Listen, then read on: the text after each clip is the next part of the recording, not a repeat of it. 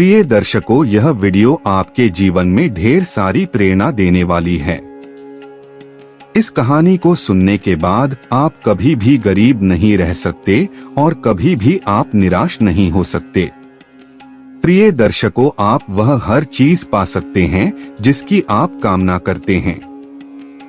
प्रिय दर्शकों, जो लोग अपनी पत्नियों से बेइंतहा मोहब्बत करते हैं वो लोग इस वीडियो को जरूर देखिएगा। दोस्तों, हम ये नहीं कहते कि आप अपनी पत्नियों से प्रेम ना करो, प्रेम कीजिए, लेकिन प्रिय दर्शकों, इस वीडियो को भी आप पूरा देख लीजिए। इस वीडियो को भी आप जरूर सुन लीजिएगा। आज जो हम ज्ञानवर्धक कहानी प्रस्तुत करने जा रहे हैं वे तुलसीदास जी की कहानी है। दोस्तों, तुलसीदास का नाम तो आप सभी ने सुना होगा कि तुलसीदास एक बहुत ही बड़े संत हुए थे जिन्होंने रामायण, रामचरितमानस ऐसे कई सारे ग्रंथों का निर्माण किया था, ऐसे कई सारे ग्रंथों की रचना की थी। दोस्तों, जो लोग हमसे अभी तक नहीं जुड़े हैं वह हमारे चैनल को सब्सक्राइब करें और बेल आइकन करें ताकि हर आने वाली वीडियो का नोटिफिकेशन सबसे पहले आपको मिले और आप उसका फायदा उठा सकें। तो प्रिय दर्शकों, शुरू करते हैं आज की प्यारी सी ज्ञानवर्धक कहानी और एक प्यारा सा वीडियो। दोस्तों, तुलसीदास जी का जीवन एक समय ऐसा था कि वे एक आम लोगों की तरह एक आम इंसान थे। तुलसीदास का बचपन खत्म होता है और जब थोड़ी जवानी आती है तो तुलसीदास की शादी करा दी जाती है। प्रिय मित्रों, तुलसीदास की जो घरवाली थी उनका नाम था रत्नावली। रत्नावली के साथ तुलसीदास की शादी हो जाती है। शादी होने के बाद तुलसीदास रत्नावली से बेइंतहा मोहब्बत करते थे, अपनी पत्नी से बेइंतहा प्यार करते थे। तुलसीदास दिन भर गायों को चरा कर लाता और शाम को यदि अपनी पत्नी को घर में नहीं पाता तो तुलसीदास बड़ा चिंतित हो जाता था और अपनी घरवाली को घर पर ना पाकर वह चारों तरफ ढूंढता था और जब उसके घरवाली उसको मिल जाती थी तब जाकर तुलसीदास के दिल में चैन आता था। तुलसीदास रोज गाय को चराने के लिए जाता था लेकिन दिन भर अपनी पत्नी रत्नावली का ही नाम जपता रहता था, दिन भर अपनी पत्नी को याद करता रहता था। प्रिय दर्शकों, तुलसीदास जो गायों को चराने जाता था उनका काम यही था कि सुबह से शाम तक गायों को जंगल में चराते थे और शाम को गायों को घर पर लेकर आते थे। अब एक दिन तुलसीदास की घरवाली तुलसीदास से कहती है कि हे पतिदेव, राखी का त्योहार बहुत नजदीक आ गया है और गांव-गांव में झूले पड़ने शुरू हो गए हैं। सभी महिलाओं के भाई उनको लेने के लिए आए हैं, सभी बहन बेटियों के भाई उनको लेने के लिए जा रहे हैं, इसलिए मुझे भी मेरे पीहर जाना चाहिए। तब तुलसीदास अपनी पत्नी रत्नावली से कहता है, हे प्रिय, यदि तुम मुझे छोड़कर चली जाओगी तो मैं किस तरह रहूंगा? आपके बगैर मुझे एक पल नहीं सुहाता और आपके बगैर में एक पल नहीं रह सकता। लेकिन रत्नावली कहती है कि पिया जी, बस कुछ ही दिनों की तो बात है, कुछ ही दिनों में रुककर वापस फिर से आ जाऊंगी। तुम चिंता ना करो, तुम दिन भर हंसी खुशी गाय चराना और शाम को 2 वक्त की रोटी खाकर आराम से सो जाना। बस कुछ ही दिनों की तो बात है। जब तुलसीदास जी की पत्नी रत्नावली नहीं मानती है तब तुलसीदास अपनी पत्नी को जाने की आज्ञा दे देता है। मित्रों, तुलसीदास की पत्नी रत्नावली अपने पीहर को चले जाती है, उधर तुलसीदास गायों को लेकर चराने के लिए चले जाते हैं। मित्रों, अब दिन भर तुलसीदास अपनी पत्नी का ही नाम जपते रहता है।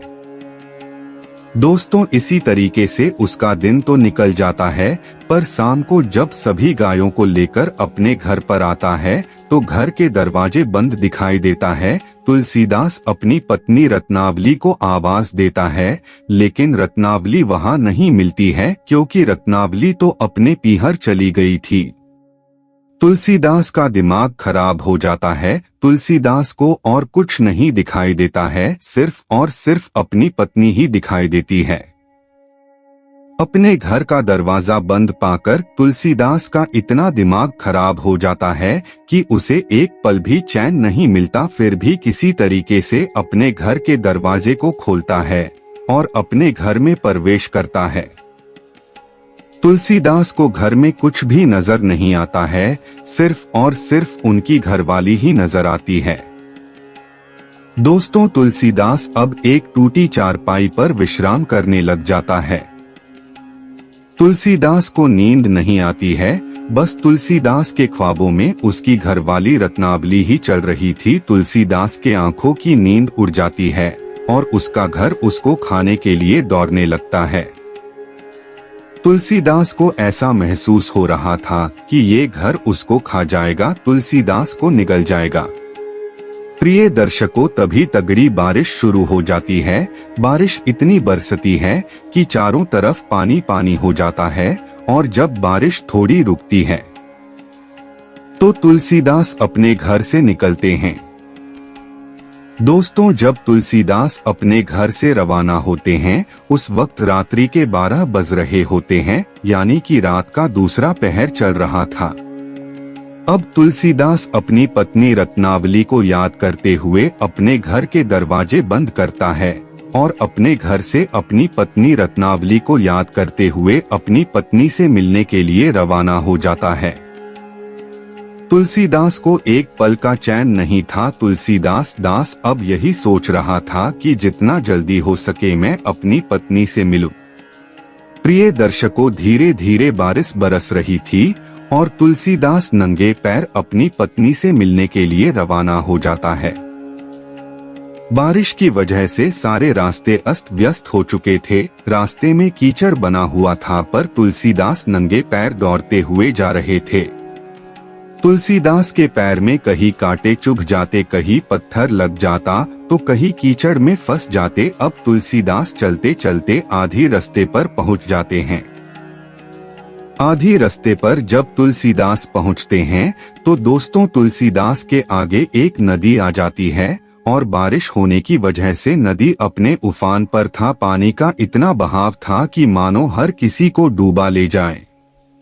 इतना तेज पानी नदी में आ रहा था। अब तुलसीदास नदी के किनारे खड़े हो जाते हैं और सोचने लगते हैं कि इस नदी को पार कर मैं अपनी रत्नावली तक कैसे पहुंची, लेकिन पहुंचना मुझे जरूर है और जब तक मैं अपनी पत्नी से नहीं मिलूंगा तब तक मुझे चैन नहीं मिलेगा। तुलसीदास नदी के किनारे खड़े होकर यही सोच रहे थे। प्रिय दर्शकों, तभी तुलसीदास को पानी में एक नाव जैसी चीज बहती दिखाई देती है और वह नाव पानी में बहती हुई तुलसीदास की तरफ आ रही थी।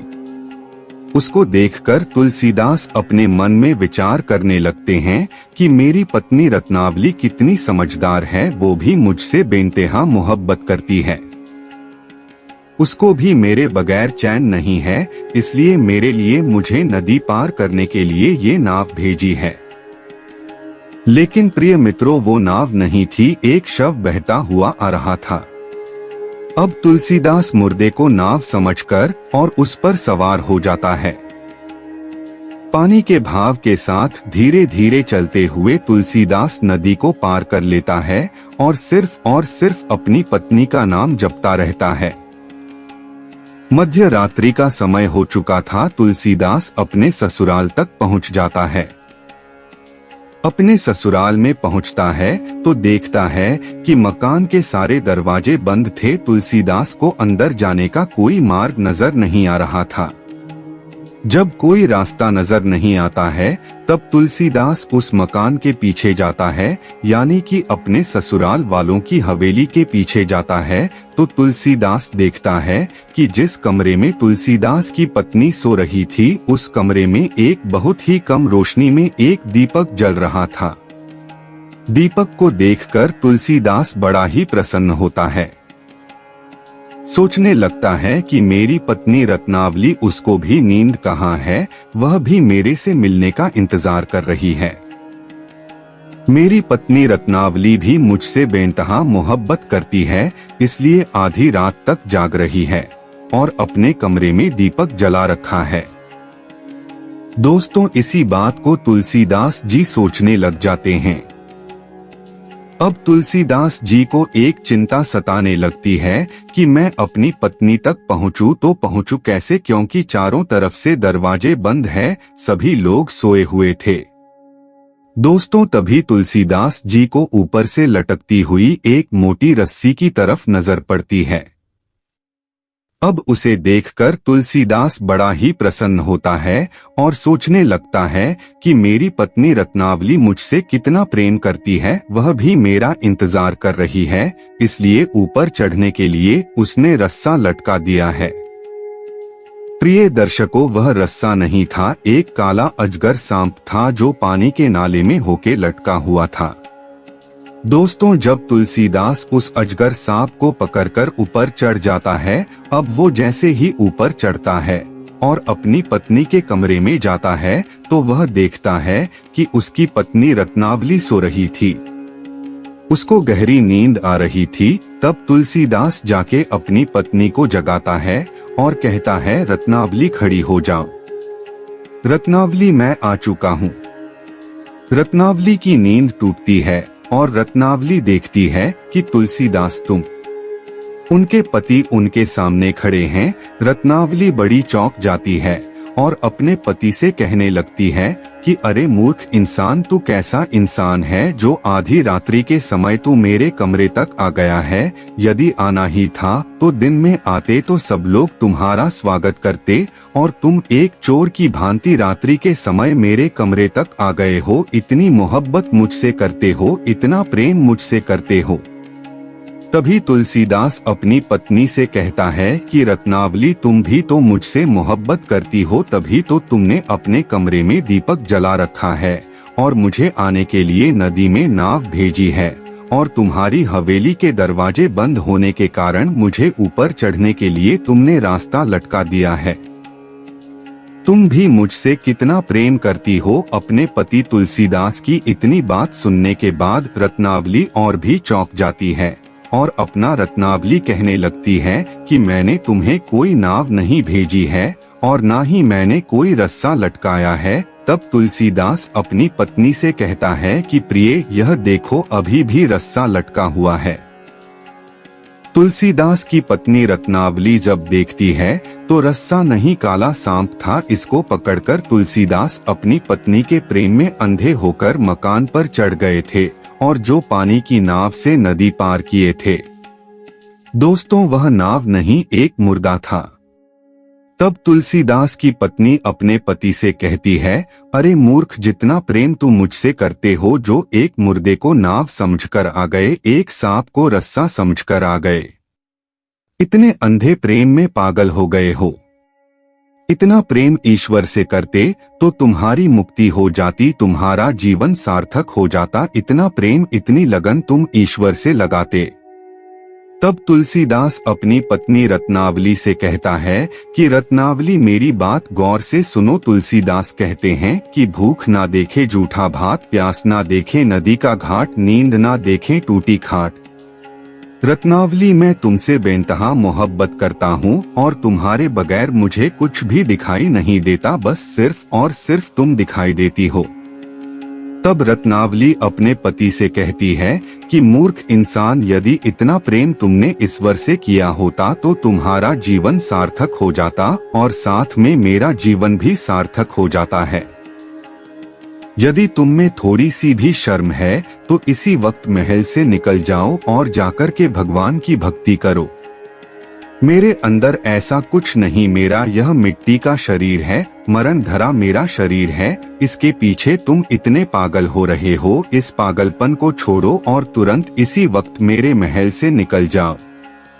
मेरे घर से बाहर निकल जाओ और जाकर कि यदि तुम्हारी थोड़ी सी भी लज्जा है, थोड़ी सी भी शर्म है, और यदि तुम सच्चे मर्द हो तो आज के बाद मुझसे प्रेम करना छोड़ दो और जितना तुमने मुझसे किया है उसमें से तनिक मात्र भी तुम ईश्वर से प्रेम करने लगो तो तुम्हारी मुक्ति हो जाएगी। दोस्तों, तुलसीदास की पत्नी रत्नावली कैसी महिला होगी जिसने अपने पति को इतना बड़ा ज्ञान दिया। आज के जमाने में जो स्त्रियां होती है, यदि उनके साथ कोई मर्द ऐसा करता है तो वो अपने आप को भाग्यशाली समझती है कि मैं भाग्यशाली हूँ जो मुझे इतना प्रेम करने वाला पति मिला है। लेकिन दोस्तों, रत्नावली कितनी भाग्यशाली होगी जिसने अपने पति को एक ऐसी प्रेरणा दे दी कि उसके पति तुलसी से तुलसीदास बन गया। दोस्तों, तुलसीदास की इस प्रकार से अवहेलना ने उनकी दशा और दिशा दोनों ही बदल कर रख दी। इस अवहेलना के तत्पश्चात वह प्रभु श्री राम की भक्ति में ऐसे लीन हुए कि वह प्रभु राम के ही हो गए। प्रिय दर्शकों, कहते हैं कि किसी सिद्ध पुरुष के पीछे किसी स्त्री का बहुत बड़ा हाथ होता है। यह बातें ठीक तुलसीदास के ऊपर बैठता है। पत्नी द्वारा लज्जित होने के बाद तुलसीदास को ज्ञान की प्राप्ति हुई। लज्जित होने का परिणाम तुलसीदास की कामयाबी को दर्शाता है। पत्नी के कड़वे बोल ने प्रभु श्री राम से मिलन कराया। एक पौराणिक मान्यता के अनुसार जब गंगा नदी से नहाकर तुलसीदास बाहर आते थे तब वे अपने साथ एक लोटा जल भर कर लाते थे और वह एक वृक्ष के नीचे डाल दिया करते थे, जिस पर एक प्रेत निवास करता था। एक दिन वह प्रेत तुलसीदास से बेहद प्रसन्न हुआ और कुछ मांगने के लिए बोला। तुलसीदास प्रभु मिलन की चाह बताई। फिर प्रेत ने उनको हनुमान जी के आश्रय में जाने का सुझाव दिया। तुलसीदास ने हनुमान जी के आश्रय में जाने का निश्चय किया। हनुमान जी के आश्रय में जाने के बाद उन्होंने तुलसीदास को साक्षात्कार किया और तुलसीदास को चित्रकूट के घाट पर जाने का मार्गदर्शन दिया। चित्रकूट के घाट पर प्रभु दर्शन का आश्वासन दिया। एक दिन जब तुलसीदास चित्रकूट के घाट पर चंदन घिस रहे थे, तभी प्रभु श्री राम ने अपने दर्शन से अलंकृत किया। यह एक पत्नी के द्वारा लज्जा का परिणाम ही था जो तुलसीदास को प्रभु से मिलन हुआ। तुलसीदास की पत्नी प्रेम ने प्रभु राम से मिलन कराने का कार्य किया। दोस्तों, कैसा लगा आपको यह ज्ञानवर्धक कहानी? हमें कमेंट में जरूर बताएं। जय श्री